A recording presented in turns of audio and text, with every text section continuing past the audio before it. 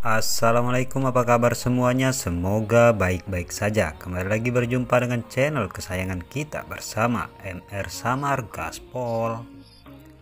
Bagi teman-teman yang baru bergabung di channel ini, tolong dibantu like, komen, dan subscribe agar Mimin lebih bersemangat untuk membuat konten-konten lainnya. Nah, di sini Mimin akan kembali bercerita tentang film animasi si Shinji Season 4. Perlu diingat bahwa video ini berisi spoiler, oleh karena itu bagi teman-teman yang tidak suka akan spoiler agar di skip aja. Dan bagi yang suka gak ada salahnya cuy untuk membantu perkembangan channel Mimin ini. Oke, kita mulai saja ceritanya.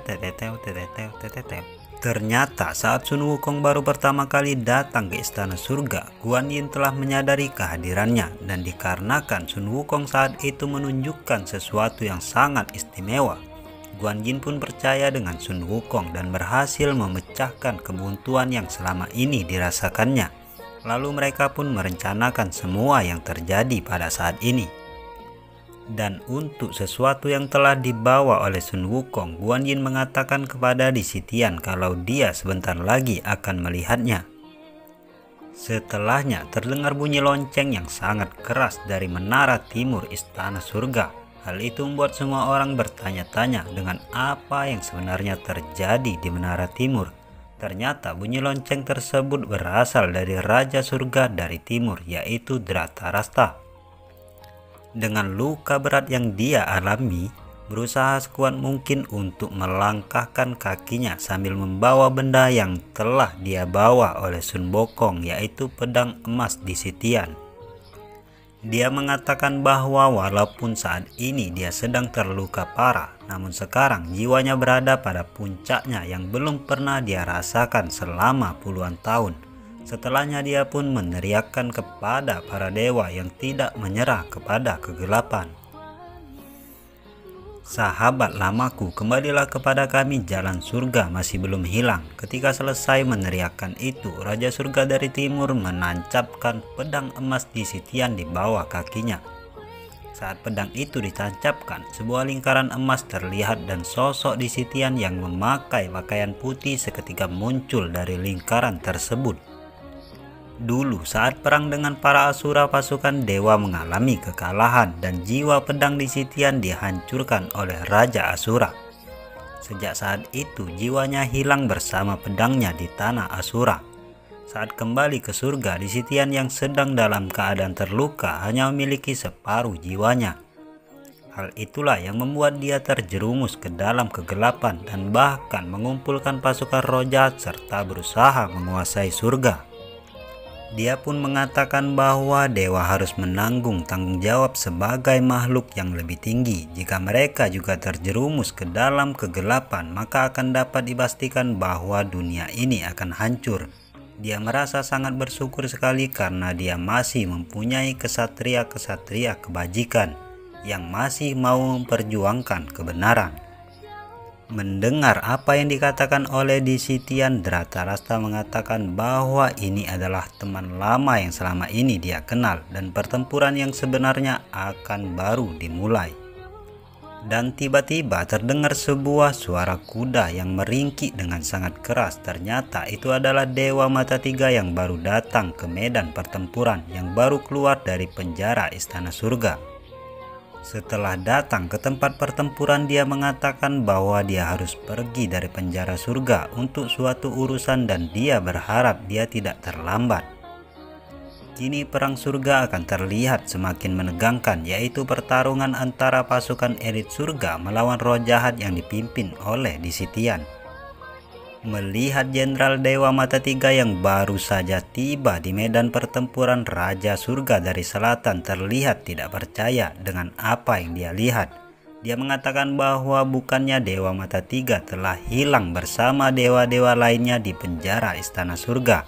Sedangkan di pihak lain pasukan surga terlihat sangat senang dengan kedatangan Dewa Mata Tiga dan para dewa yang telah bebas dari penjara Pulau Terbang.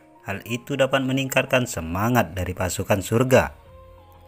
Dewa Mata Tiga mengatakan bahwa ini semua adalah rencana dari Guan Yin karena Guan Yin sudah menduga akan hal ini dan sekarang pertarungan terakhir melawan roh jahat akan segera dimulai. Setelah mendengar apa yang dikatakan oleh Dewa Mata Tiga, Guan Yin pun berkata bahwa dia sangat percaya kepada Dewa Mata Tiga. Seandainya Dewa Mata Tiga memang tercemar oleh roh jahat, maka tidak akan ada harapan bagi dunia ini. Dia pun mengatakan kepada Di Sitian bahwa kepercayaan adalah hal yang sangat spesial, yaitu sesuatu perasaan yang sangat sulit untuk dijelaskan kenapa kita percaya dengan seorang tersebut. Mendengar apa yang dikatakan oleh Guan Yin, Di Sitian menjawab bahwa dia telah meremehkannya. Namun bahkan jika Guan Yin telah memanggil jiwa pedang Di Sitian dan mengumpulkan seluruh pasukannya, pasukan dewa masih bukan tandingan dari roh jahat. Lalu Di Sitian pun berteriak, "Dewa bayangan hitam, tunjukkan pada mereka kekuatan kalian, singkirkan siapapun yang menghalangi kita, dan surga sekarang adalah milik roh jahat." Mendengar teriakan Di Sitian tersebut serta-merta membuat kedua kubu mulai melancarkan serangan masing-masing. Terlihat dari kubu Istana Surga, Dewa Mata Tiga dan Raja Surga dari Barat mulai menunjukkan aksi hebatnya dengan mengalahkan pasukan roh jahat dengan sangat mudah. Di tempat lain terlihat Sun Wukong sedang mengamati kondisi pertarungan saat ini. Dia mengatakan bahwa semuanya telah menjadi sangat kacau dan dia tidak pernah menduganya kalau dia akan melihat Istana Surga akan menjadi hal seperti ini. Dulu para dewa selalu bersikap angkuh dan sombong, tapi sekarang mereka terlihat tidak jauh berbeda dari kelompok-kelompok kera yang sedang memperebutkan sebuah pisang. Sedangkan Guan Yin yang saat ini berada di dekat Sun Wukong ingin menanyakan sesuatu. Di mana kau bertemu dengan Gautama dan bagaimana kalian bisa mengambil pedang itu dari tangan para Asura? Mendapatkan pertanyaan yang begitu rumit, Sun Wukong hanya tertawa. Ceritanya panjang, aku mungkin tak bisa menyelesaikannya hari ini kalau ku ceritakan sekarang, jawab Sun Wukong.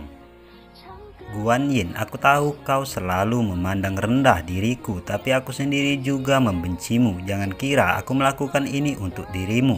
Aku melakukan ini untuk Gautama, tidak usah repot-repot mencarinya, dia sendiri yang akan kemari jika ingin bertemu denganmu, ujar Sun Wukong. Setelah reinkarnasi, aku hanya ingin melakukan hal yang kuinginkan, akan kuhajar siapapun yang menghalangiku. Setelah semuanya selesai, aku akan mencari guru, dia pasti akan terkejut melihatku sekarang, ujar Sun Wukong kembali. Mendengar apa yang dikatakan oleh Sun Wukong, Guan Yin teringat perkataan dari Gautama. Walaupun Sun Wukong tidak tahu sopan santun, tapi suatu hari nanti dia akan menjadi penyelamat surga. Melihat apa yang dia rasakan sekarang, Guan Yin mulai sadar bahwa pengamatan Gautama pada Sun Wukong tidaklah terlalu konyol. Dia mengaku kalah dari Gautama. Tapi jangan khawatir, akan kuselesaikan hal yang kumulai. Aku akan membantu kalian hingga akhir pertempuran dengan semua roh jahat ini, ujar Sun Wukong. Sebelum dia pergi, Sun Wukong pun menanyakan sesuatu pada Guan Yin. Dia mengatakan bahwa semenjak dia menyelinap ke Istana Surga, dia tidak pernah melihat Su Yi sekalipun. Di mana Su Yi sekarang? Mendengar apa yang ditanyakan oleh Sun Wukong, Guan Yin mengatakan apakah Gautama tidak memberitahunya tentang apa yang terjadi dengan Su Yi. Mendapat jawaban yang seperti itu, Sun Wukong terlihat bingung. Lalu apa yang sebenarnya terjadi, ujar Sun Wukong. Su Yi telah mati, jawab Guan Yin. Dia telah mati sejak 100 tahun yang lalu. Dulu saat kau tertangkap di Gunung Lima Jari, dia tewas di Istana Miru sebelum Di Sitian naik tahta. Dan penyebab kematiannya tidak pernah terungkap sampai sekarang. Mendengar apa yang telah disampaikan oleh Guan Yin, Sun Wukong pun terlihat terpukul dan sangat sedih. Lalu dia pun mengeluarkan gulungan yang diberikan oleh Gautama kepadanya. Seperti biasa, gulungan itu berubah menjadi sosok yang menyerupai Dewa Rulai yang merupakan sosok penyampai pesan yang dibuat oleh Gautama. Setelah penyampai pesan itu keluar, Sun Wukong pun terlihat marah dengan mengatakan bahwa apa yang telah terjadi pada Su Yi. Kenapa Gautama tidak memberitahukan kepadanya tentang kejadian ini? Melihat Sun Wukong yang sedang dalam keadaan emosi, penyampai pesan tersebut pun segera menenangkannya dan mengatakan bagaimana dia bisa mengatakan semuanya kalau Sun Wukong sekarang tidak mau mendengarkan apa yang dia sampaikan. Ini adalah kata-kata yang akan disampaikan oleh Gautama, oleh karena itu dengarkan baik-baik, ujar patung penyampai pesan tersebut. 300 tahun yang lalu kau ditangkap oleh dewa karena mengamuk di istana surga. Karena itu Putri Suyi merasa bersalah atas apa yang terjadi kepada dirimu. Dia memohon berkali-kali pada Disitian untuk melepaskan dirimu, tapi tidak lama setelah itu dia menghilang tanpa jejak. Lalu Gautama mencoba menyelidiki istana Miru dan dia mendapat sebuah jawaban bahwa Putri Suyi telah meninggal. Dia mengatakan bahwa alasannya adalah dia mati karena sedih. Akan tetapi walaupun Gautama tidak begitu mengenal Suyi, tapi Gautama selalu melihatnya sebagai orang yang ceria dan positif. Itulah kenapa membuat Gautama menjadi curiga. Lalu Gautama menggunakan mantra terlarangnya yang membuat jiwanya bisa pergi ke alam baka selama sementara. Karena dia ingin bertanya kepada Suyi secara langsung tentang apa yang terjadi kepadanya. Namun yang terjadi adalah jiwa yang sudah jatuh ke tangan Raja Alam Baka. Dan Raja Alam Baka menyembunyikan jiwanya di antara boneka penuntun Alam Baka yang dia buat.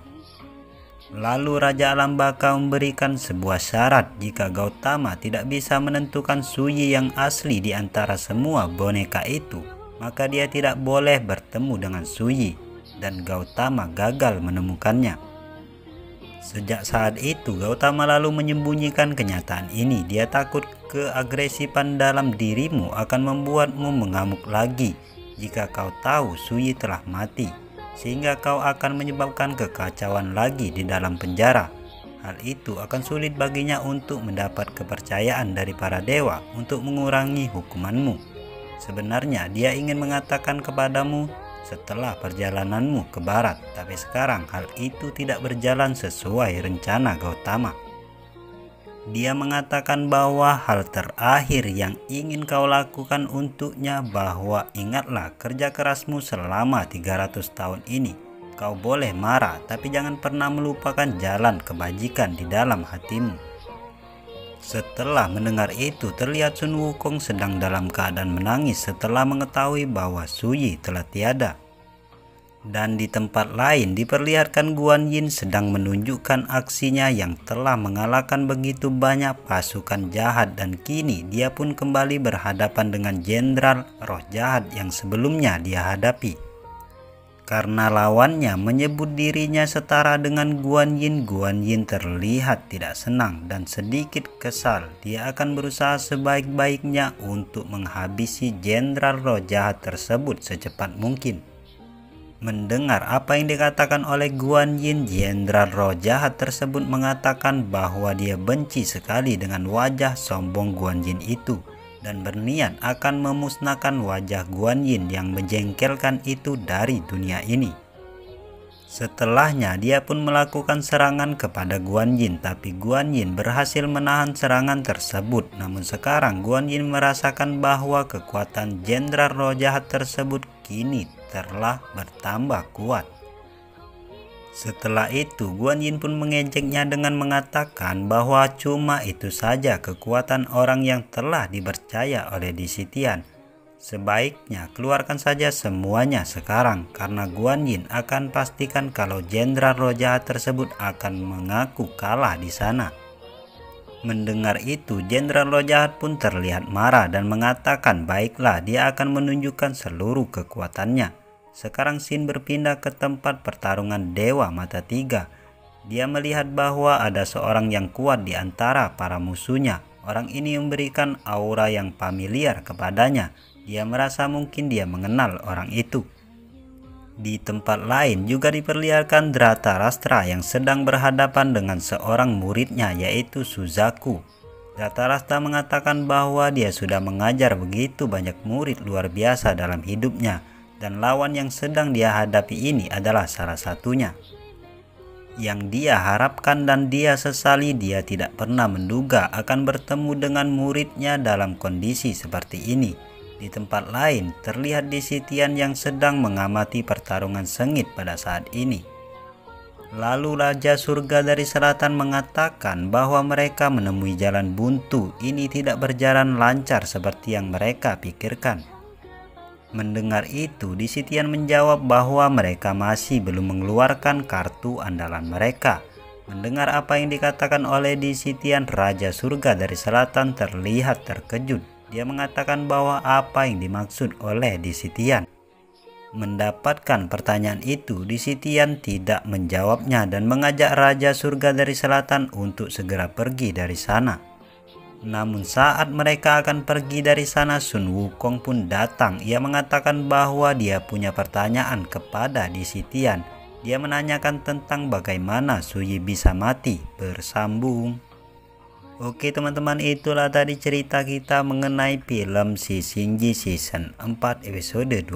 Kalau rame kita akan lanjut pada hari berikutnya. Mudah-mudahan dapat menghibur kita semua. Bagi yang suka tolong dibantu perkembangan channel Mimin ini dengan like, komen, dan subscribe. Oke, bye-bye.